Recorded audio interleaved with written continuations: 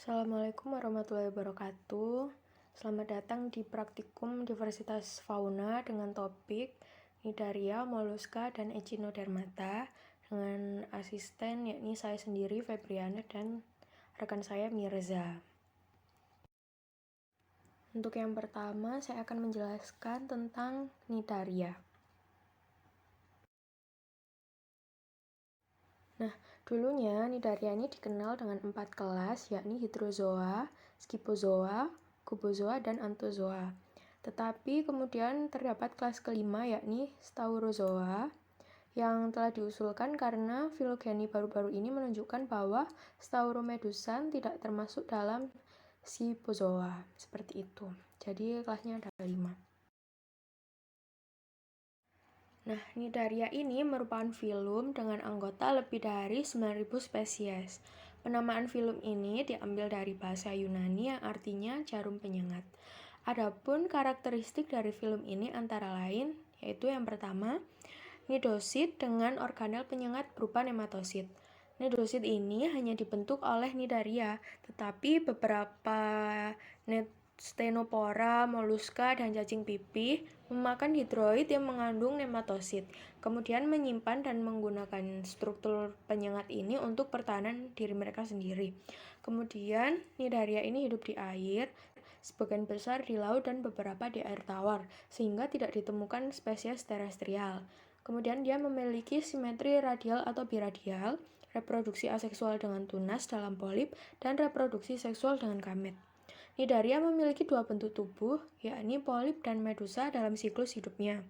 Kemudian meskipun mereka itu sebagian besar tidak bergerak atau bergerak cukup lambat, Cnidaria ini merupakan pemangsa organisme yang cukup efisien dan jauh lebih cepat dan lebih kompleks. Cnidaria ini juga bersimbiosis dengan hewan lain, contohnya seperti anemon yang hidup di cangkang siput yang dihuni oleh kelomang, yang akan memberikan perlindungan bagi kepiting dari pemangsa. Nah, ini merupakan bentuk tubuh dari Cnidaria, yaitu ada polip dan medusa. Kemudian saya akan menjelaskan kelas pertama dari Cnidaria, yaitu yang pertama adalah Anthozoa. Anthozoa ini memiliki karakteristik seperti yakni pertama, bentuknya menyerupai bunga, namun tidak ada fase medusa, jadi polip saja. Kemudian semuanya hidup di laut dengan bentuk tubuh yang bervariasi. Habitatnya di laut dan hidup secara soliter maupun berkoloni. Ukuran tubuh dari kelas ini juga bervariasi. Adapun contohnya yakni yang pertama anemon mawar atau Thalia piscifora dan Thylosarcus gournei. Kemudian kelas yang kedua yaitu Staurozoa, yang merupakan hewan di kelas ini tuh biasa disebut dengan Stauromedusans, meskipun siklus hidupnya itu tidak termasuk pada fase medusa. Kemudian dia memiliki tubuh polip, soliter, bertangkai, dan menggunakan piringan perekat untuk menempel pada rumput laut dan benda lain di dasar laut. Bagian atas polipnya itu memiliki 8 ekstensi atau 8 lengan, dan polip ini berkembang biak secara seksual. Kemudian terdapat planulanya yang tidak berenang itu berkembang langsung menjadi polip baru. Contoh spesies dari kelas ini adalah Taumatosippus hexaradiatus. Kemudian yang selanjutnya ada kelas Scyphozoa, yang merupakan salah satu dari kelas Cnidaria yang bentuknya itu menyerupai cup, yang sebagian besar itu memiliki diameter antara 2 hingga 40 meter. Kebanyakan dari spesies dari kelas ini itu hanyut atau berenang di laut lepas, bahkan ada yang berada di kedalaman 3000 meter. Kemudian gerakan dari kelas ini itu adalah dengan denyut ritmis lonceng. Habitatnya di laut dan hidup secara soliter. Contohnya seperti ubur-ubur raksasa atau Cyanea capillata dan Aurelia aurita. Nah, berikut ini merupakan salah satu contoh siklus hidup dari Scyphozoa, yakni Aurelia aurita.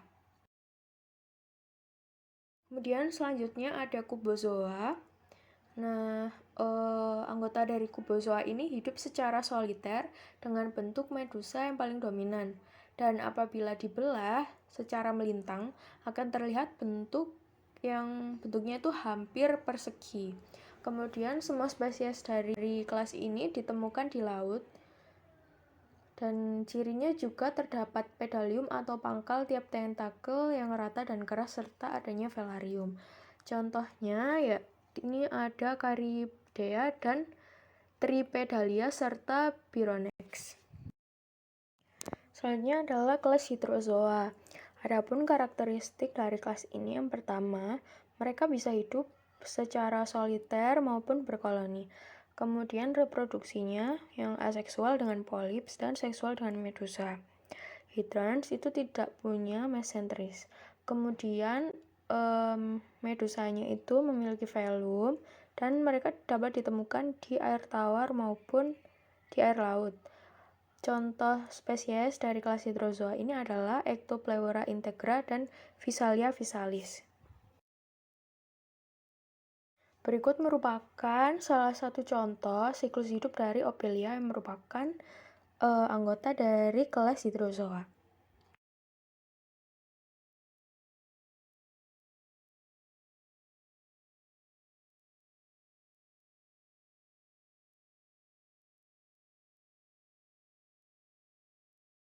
Masuk ke film yang kedua yaitu Mollusca.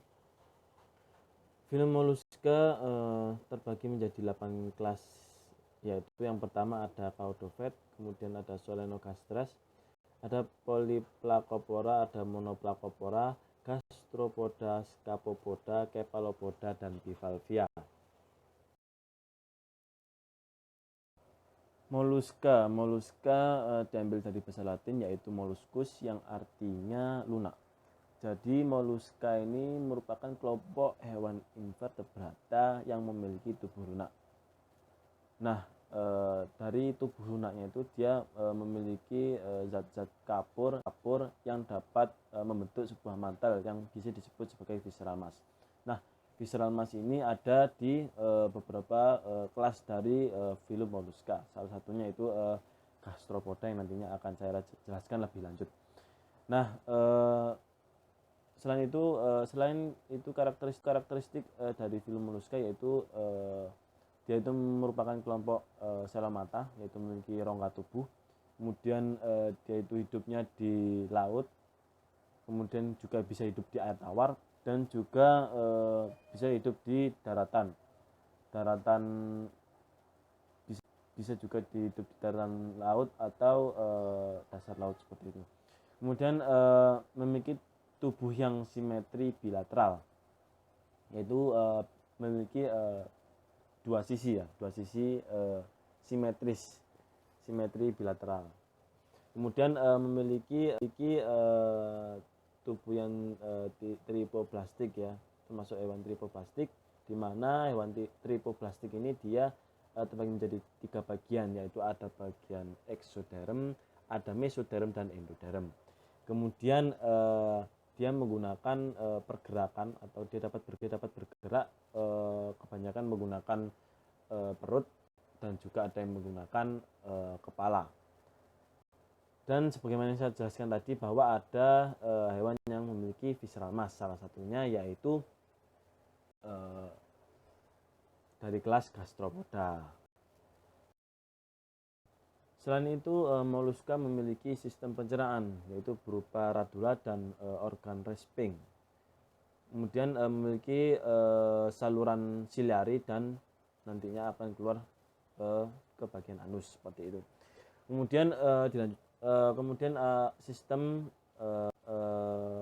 ekskresi, memiliki sistem ekskresi yaitu 1 atau 2 metanephridia.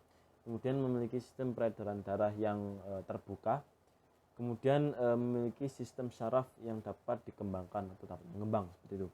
Kemudian reproduksinya dari filum mollusca ini dia seksual, dan sistem pernapasannya dia menggunakan insang, menggunakan paru-paru, menggunakan mantel atau kulit, body surface seperti itu.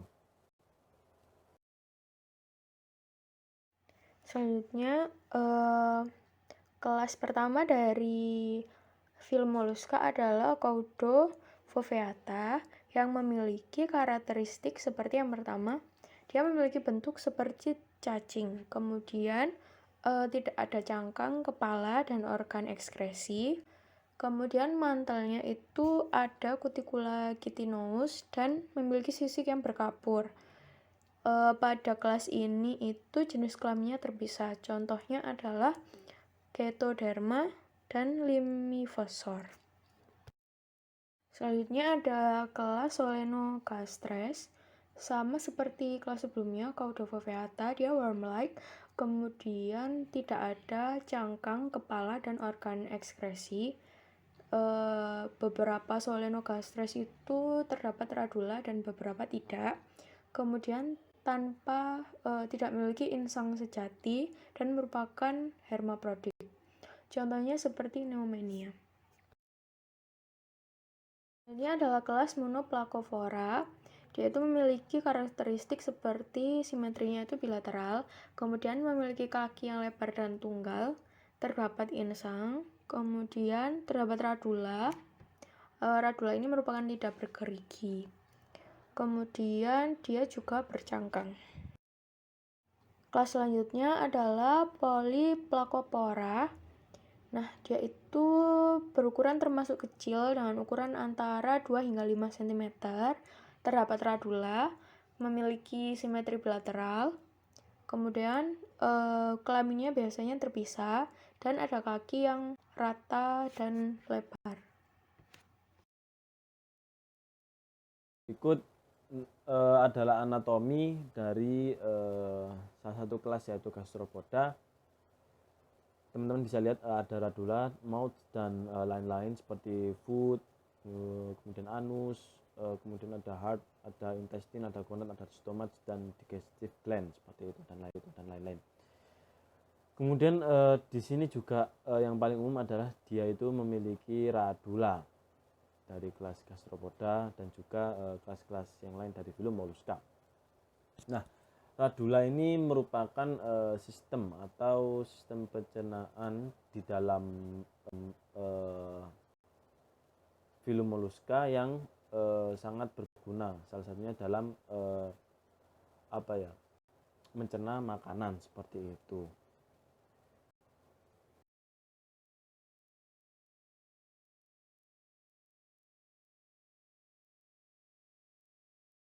Nah, selanjutnya kita masuk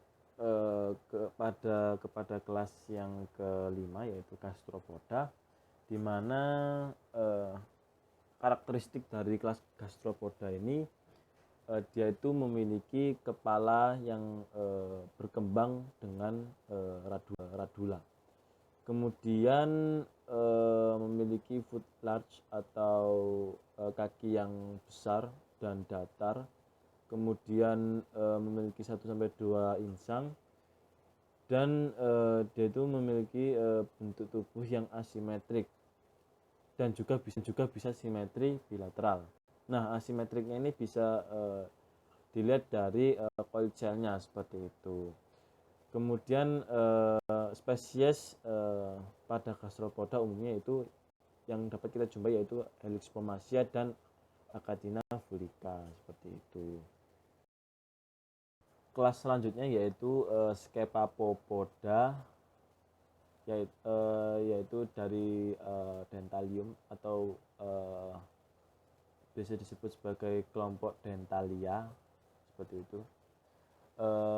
Dia itu memiliki karakteristik yaitu memiliki kaki yang mengkerucut, kemudian memiliki mulut dengan radula, memiliki tentakel kontraktil, kemudian memiliki cangkang berupa gading, kalau teman-teman tahu mungkin.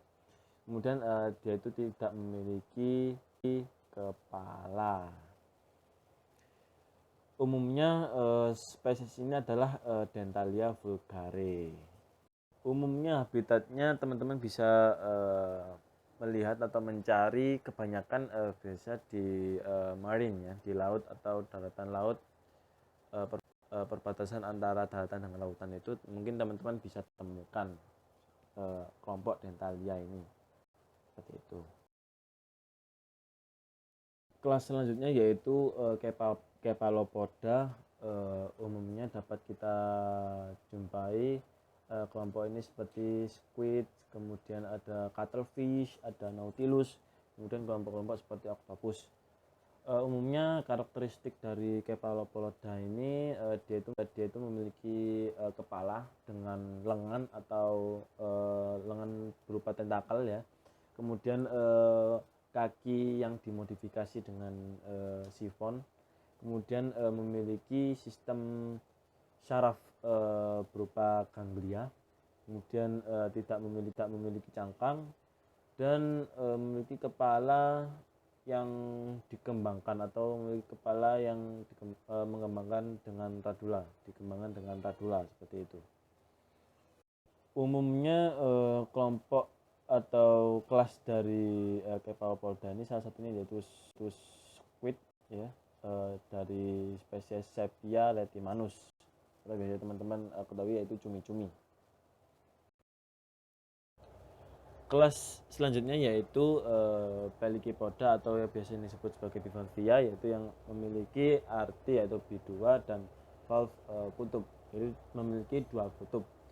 Nah, salah satu karakteristiknya yaitu yang pertama sel atau memiliki cangkang yang terjadi dua lateral valve, yaitu ada yang saya jelaskan tadi. Kemudian tidak memiliki radula.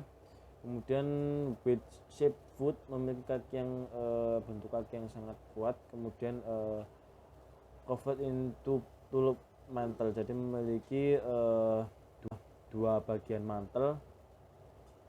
Karena dia juga memiliki dua lateral valve, jadi memiliki mantel dua bagian.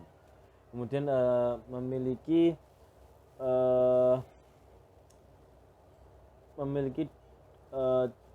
cangkok yang berfungsi untuk melindungi tubuh, itu salah satu fungsinya. Nah, cangkok di bagian dorsal tebal dan di bagian ventral tipis. Kepalanya tidak nampak dan kakinya berotot. Fungsi kaki untuk menyerap dan menggali lumpur atau pasir. Seperti itu teman-teman. Jadi kepalanya tidak nampak, tidak terlalu nampak, jadi samar. Umumnya contoh dari spesies kelas bivalvia yaitu Chlamys opercularis seperti itu.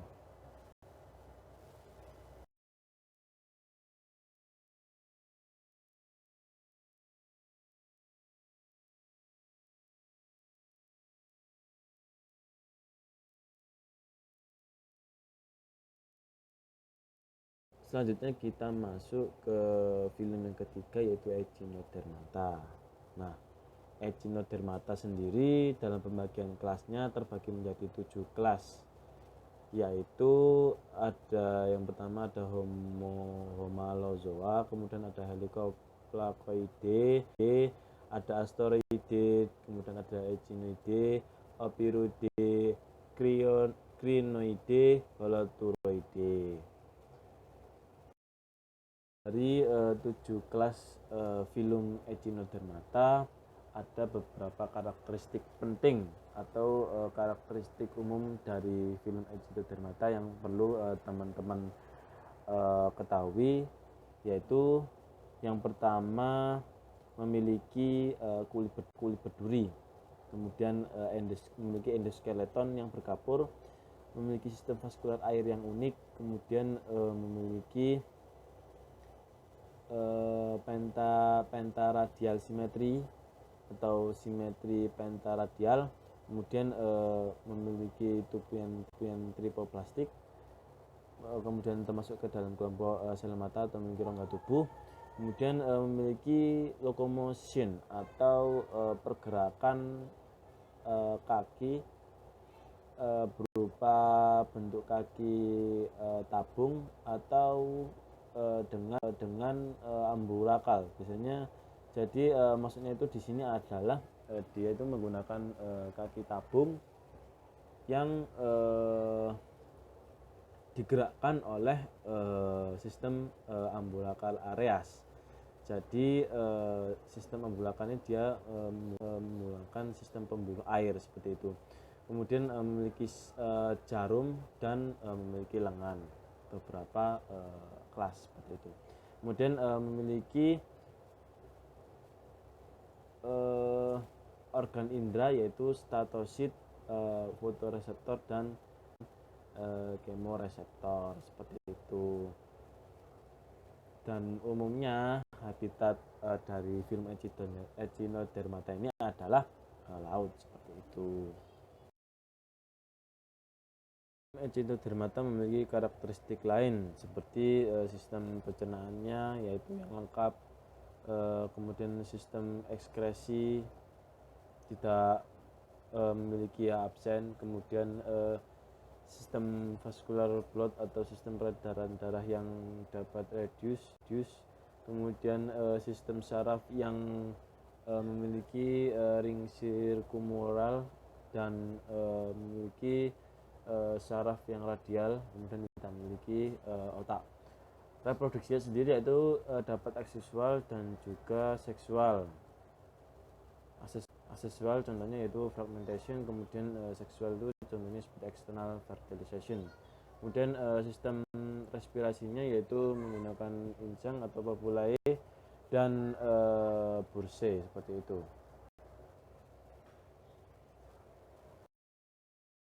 Selanjutnya teman-teman bisa lihat terdapat anatomi dari kelas dari film Echinodermata, yaitu teman-teman bisa lihat ada bagian yang disebut sebagai oral dan ada bagian yang disebut sebagai aboral. Bagian yang disebut sebagai aboral adalah bagian dari anus ke bawah atau bagian anusnya. Kemudian yang disebut sebagai sisi oral itu adalah sisi bagian depan atau bagian ujung atau yang bisa disebut sebagai mulut. Kalau teman-teman bisa lihat bagian aboralnya dari gambar ini adalah sebelah kiri. Kemudian bagian oralnya adalah sebelah kanan, atau teman-teman bisa lihat ada bagian oral ini meliputi mouth, kemudian arms, penis, kemudian ada celah-celah umbilical, grooves, kemudian ada tufit yang digunakan untuk berjalan oleh salah satu spesies yaitu bintang laut. Kemudian bagian aboral meliputi ada arms, kemudian ada madreporid, central disc, dan anus.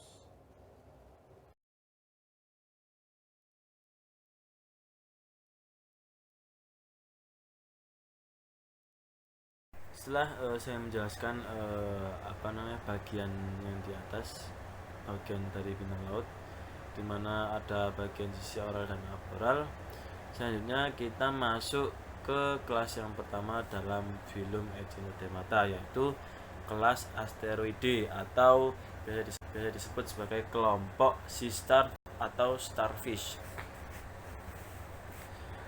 Karakteristik yang pertama yaitu umumnya ya, memang dia memiliki bentuk seperti bintang dengan lengan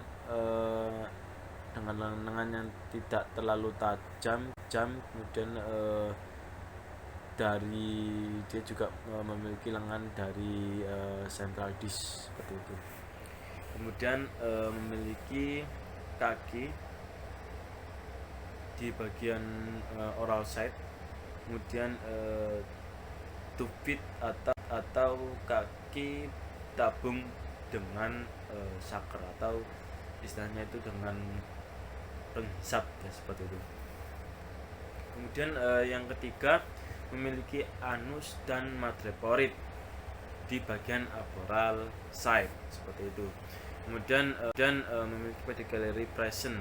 Nah, pedicellary ini istilahnya itu adalah alat atau yang digunakan untuk dia itu menjepit atau istilahnya itu menangkap mangsanya dari kelompok sea star ini. Jadi dia menangkap atau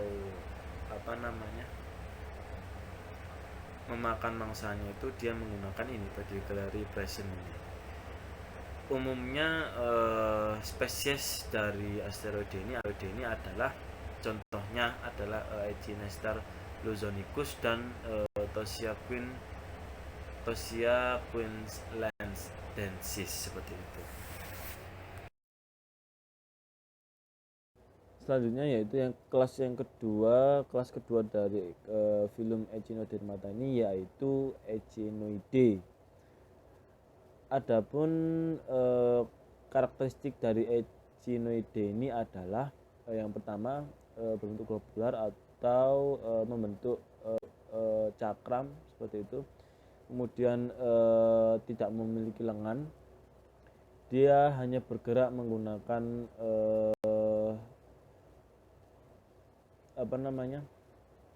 duri yang bergerak ya. Kemudian ambulacral groove close, dia memiliki celah ambulacral yang tertutup, kemudian memiliki kaki tabung dengan duri dan memiliki pedicellary atau biasa yang disebut itu alat yang digunakan untuk menangkap mangsanya, menangkap makanannya seperti itu. Umumnya spesies dari Echinoideae ini atau kelompok Siurus ini contohnya yaitu Diadema antillarum seperti itu. Baik, masuk ke kelas yang ketiga dari filum Echinodermata yaitu kelas Ophiuridae atau bisa disebut sebagai kelompok Brittle Stars. Umumnya karakteristik dari kelas Ophiuridae ini adalah dia itu berbentuk bintang dengan 4 lengan dari central disk, kemudian ditutupi oleh ossicle, kemudian memiliki podia atau bisa disebut sebagai tube feet, kaki tabung tanpa penghisap suckers and use for locomotion. Jadi digunakan dalam sistem pergerakan dari kelompok atau kelas Brittle Star ini. Kemudian tidak memiliki pedicellary dan tidak memiliki anus. Umumnya spesies pada kelas Ophiuridae ini adalah Ophiura lutkeani seperti itu. Kemudian masuk kelas yang keempat dari filum Echinodermata yaitu Crinoideae atau bisa disebut sebagai kelompok Sililis atau feeder stars. Jadi umumnya karakteristik dari Crinoideae ini adalah dia itu memiliki 5 lengan bercabang di bagian pangkal dan batalan pinul, kemudian memiliki alur ambulakral silit pada permukaan mulut dengan kaki tabung seperti tentakel untuk mengumpulkan makanan.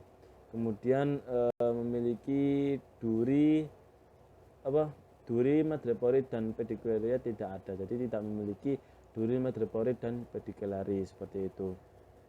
Umumnya spesies yang termasuk dalam kelas Crinoideae atau Sililis yaitu adalah Commentaria briareus. Selanjutnya yaitu kelas kelima dari filum Echinodermata yaitu kelas Holoturoideae atau bisa disebut sebagai kelompok Sycocamphorus. Umumnya karakteristik yang dimiliki oleh kelas Holoturoideae ini adalah dia itu memiliki bentuk tubuh seperti mentimun tanpa lengan, kemudian duri tidak memiliki duri, kemudian ossicle-nya berupa mikroskopis yang tertanam di dinding otot yang tebal, kemudian memiliki madreporid internal dan dia itu memiliki anus dan kaki tabung tanpa penghisap atau suckers. Kemudian pedicelliri dia tidak ada. Umumnya contoh atau spesies dari kelas Holothuridida ini adalah Sclerodactyl sp, seperti itu.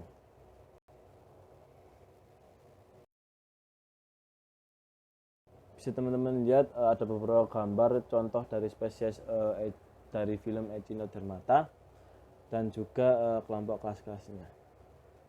Kemudian yang terakhir adalah tugas teman-teman, yaitu membuat LPS, mengerjakan LPS dengan cara menggambar dari gambar yang telah disediakan oleh asisten, di mana gambar dari spesies ini nanti teman-teman gambar dulu dengan pensil supaya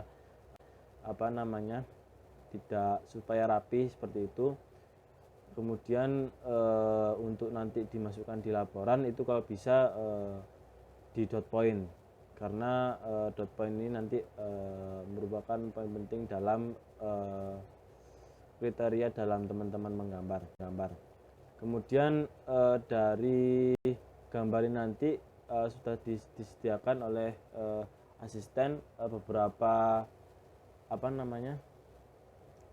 keterangan terkait dengan bagian-bagiannya. Itu teman-teman juga tulis di LPS seperti itu. Ini ada 1, 2, 3, 4, 5, 6, ada 6 spesies yang nanti teman-teman akan gambar di LPS, dan jangan lupa diberi keterangan. Dan terakhir pesan saya yaitu terkait spesimen yang digunakan sudah ada ya nama-namanya, hanya saja nanti tinggal teman-teman sesuaikan dengan gambar seperti itu. Sudah, mungkin itu saja dari saya, kurang lebihnya mohon maaf. Sekian, terima kasih. Apabila ada yang masih dibingungkan atau tidak mengerti, teman-teman bisa bertanya. Selamat belajar teman-teman, semangat untuk mengerjakan LPS-nya. Kalau bisa sebelum pertemuan sinkronus dalam diskusi selama 15 menit, teman-teman diusahakan sudah selesai dalam mengerjakan LPS, seperti itu. Mungkin dari saya sekian, terima kasih. Apabila ada kurangnya atau salah kata, mohon maaf. Wassalamualaikum warahmatullahi wabarakatuh.